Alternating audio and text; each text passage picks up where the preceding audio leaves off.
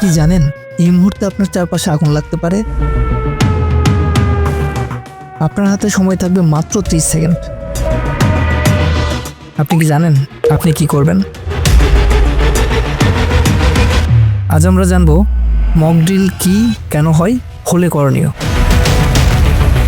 Mock drill হলো একটি মহড়া যা আমাদের শেখায় দুর্যোগে বাঁচার সঠিক কৌশল।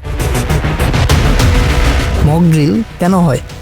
আগুন লাগলে, ভূমিকম্প হলে বা যুদ্ধ পরিস্থিতি তৈরি হলে কিংবা হঠাৎ কোনো বিপদ এলে কীভাবে নিরাপদে বেরিয়ে আসবেন সেটাই শেখায় মক ড্রিল।